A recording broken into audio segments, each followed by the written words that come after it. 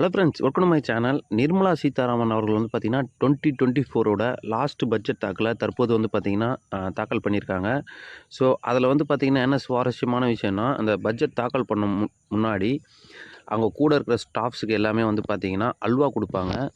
So அதுக்கு என்ன reason அப்படின்னு சொல்லிட்டு தான் இந்த வீடியோவில் பார்க்க போகிறோம். ஸோ பட்ஜெட் தாக்கல் பண்ணுறாங்க, எதனால் அல்வா கொடுக்கணும் அப்படின்ற ஒரு கேள்வி இருக்கும். ஸோ எந்த ஒரு நல்ல காரியத்தை பண்ணுறதுக்கு முன்னாடியும் ஸ்வீட் சாப்பிடணும் அப்படின்னு சொல்லிட்டு ஒரு பேசிக் கான்செப்ட் இருக்குது.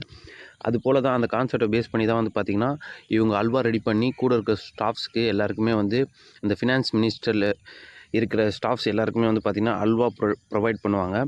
தென் நெக்ஸ்ட்டு என்ன நடக்கும்னு பார்த்தோன்னா, அவங்கள எல்லாருமே வந்து பார்த்திங்கன்னா அந்த கேபினெட் அமைச்சர், பிஎம் எல்லாருக்கிட்டேயும் வந்து சஜஷன் பண்ணி ஒரு பட்ஜெட்டை ரெடி பண்ணி ஸோ அதை பிரிண்ட் போடுறதுக்காக ரெடி பண்ணுவாங்க. பண்ணிவிட்டு அந்த ஃபினான்ஸ் மினிஸ்ட்ரியில் இருக்க எல்லா ஸ்டாஃபையும் வந்து பார்த்திங்கன்னா பிரிண்ட்ரு போட்டு அந்த இடத்துக்குள்ள ஃபுல்லாக போட்டு ஒரு அண்டர் கிரவுண்டில் வந்து அடைச்சி வச்சுருவாங்க. ஸோ அவங்க பிரிண்ட் பண்ணுறதுக்காக ரெடியாக இருக்கணும். அதுக்கு ஒரு 10 days டைம் ஆகும்.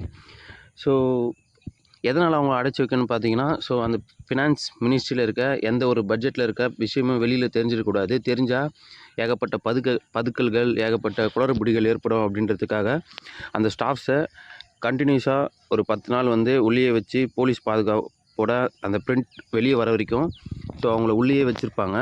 ஸோ அதனால தான் வந்து பார்த்திங்கன்னா அவங்கள உள்ளே அடைப்பாங்க. தென் ஃபைனலாக வந்து பார்த்திங்கன்னா அவங்க எப்போ வெளியே வருவாங்கன்னா, ஃபினான்ஸ் மினிஸ்டர் அந்த மக்களவையில் அவங்க பட்ஜெட்டை அனௌன்ஸ் பண்ணும்போது அந்த டைமில் வந்து பார்த்திங்கன்னா அப்போ தான் வந்து பார்த்திங்கன்னா இவங்க ரிலீஸ் பண்ணப்படுவாங்க அந்த ஸ்டாஃப்ஸ் எல்லாமே. தென் இந்த பட்ஜெட் வந்து பார்த்திங்கன்னா பெரிய லெவலில் இம்ப்ளிமெண்ட் பண்ணப்படாது. ஏன்னா இந்த வருஷத்தோட கடைசி பட்ஜெட். அதனால் வந்து பார்த்திங்கன்னா எல்லாமே அதனால தான் இடைக்கால பட்ஜெட் அப்படின்னு சொல்லுவாங்க. தென் எல்லாமே வந்து பார்த்திங்கன்னா ஒரு சிம்பிளாக தான் இருக்கும். தென் நெக்ஸ்ட்டு இப்போ பிஎம் எலெக்ஷன் நடக்க போகுது, நாடாளுமன்ற எலெக்ஷன். அது ஃபினிஷ் ஆனவுடனே தான் எந்த கவர்மெண்ட் வருது அப்படின்னு பார்த்துட்டு இந்த திட்டங்களை நிறைவேற்றுவாங்களா, நிறைவேற்ற மாட்டாங்களா அப்படின்னு சொல்லிட்டு முடிவெடுக்கப்படும். தென் இவங்க தாக்கல் பண்ண உடைய வந்து பார்த்திங்கன்னா ஏகப்பட்ட விமர்சனம். டிஎம்கே சீஃப் வந்து பார்த்திங்கன்னா தமிழக முதல்வர் ஸ்டாலின் அவர்களும் எதுவுமே இல்லாத விஷயத்துக்கு எதுக்கு ஒரு பட்ஜெட் தாக்கல் பண்ணுறீங்க அப்படின்னு சொல்லிட்டு உதயநிதி அவர்கள் ஏகப்பட்ட பேர் வந்து பார்த்திங்கன்னா விமர்சனம் பண்ணிட்டு வராங்க.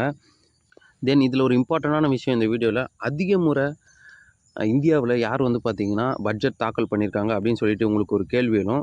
தென் அது யாருன்னு பார்த்தோன்னா ரொம்ப important person. So Morarji Desai அப்படின்னு சொல்லிட்டு ஒருத்தர் இருக்கார். ஸோ அவர் தான் வந்து பார்த்திங்கன்னா இந்தியாவிலே அதிக முறை பட்ஜெட் தாக்கல் பண்ண ஒரு பர்சன். ஸோ இதுதாங்க ரீசன் அல்வா எதுக்காக கொடுக்குறாங்க அப்படின்னு சொல்லிட்டு. இதுதான் கான்செப்ட்டு. ஸோ இதில் இந்த வீடியோவில் எதனா டவுட் இருந்தால் கமெண்ட்டில் கேளுங்க, சொல்கிறேன். தேங்க்ஸ் ஃபார் வாட்சிங் திஸ் வீடியோ.